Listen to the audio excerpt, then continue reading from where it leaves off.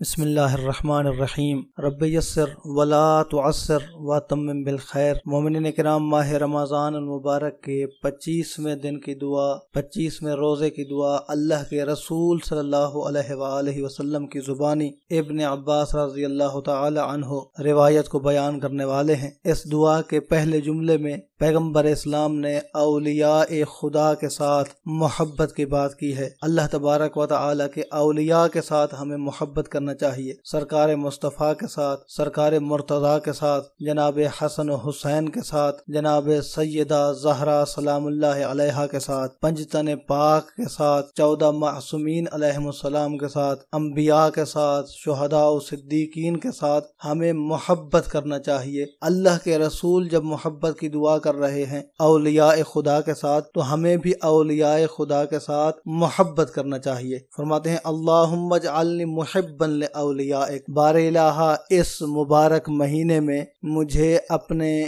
اولیاء کے ساتھ محبت کرنے کی توفیق عطا فرما۔ فقط محبت کافی نہیں ہے، وَمُعَادِيًا لِأَعْدَائِكَ، بار الہ جو تیرے دشمن ہیں ان کے ساتھ دشمنی کی توفیق عطا فرما۔ اور یہی دو اصول ہمارے مذہب امامیہ میں پائے جاتے ہیں۔ شیعہ خیر البریہ کے نزدیک یہ اصول پائے جاتے ہیں، جہاں پر تولا موجود ہے تو وہاں تبرہ بھی موجود ہے۔ ہم فقط محبت کے قائل نہیں ہیں، ہم بیزاری کے بھی قائل ہیں، ہم تبرہ کے بھی قائل ہیں۔ جہاں اولاد رسول کے ساتھ تولا کا حکم ہے، وہیں تبرہ کا بھی حکم ہے۔ اولاد رسول کے ساتھ تولا کرنا ہے، اولاد رسول کے ساتھ محبت کرنا ہے، اور جو دشمن ہیں اولاد رسول کے ان سے نفرت بھی کرنا ہے، ان سے بیزاری بھی کرنا ہے، اور ان کے اوپر لعنت بھی کرنا ہے۔ کیونکہ اللہ کے رسول تو دعا مانگ رہے ہیں کہ بار الہ جو تیرے دشمن ہیں ان کا دشمن بننے کی توفیق عطا فرما۔ وَمُتَمَسِّكًا بِسُنَّتِ انبیائک، یہ تو تھی دلی عبادتیں۔ محبت بھی دل میں ہوتی ہے، نفرت بھی دل میں ہوتی ہے، اظہار کہاں سے ہوگا؟ اللہ کے رسول فرماتے ہیں کہ بار الہ مجھے اپنے انبیاء کی سنت پر عمل کرنے والا بنا، مجھے سنت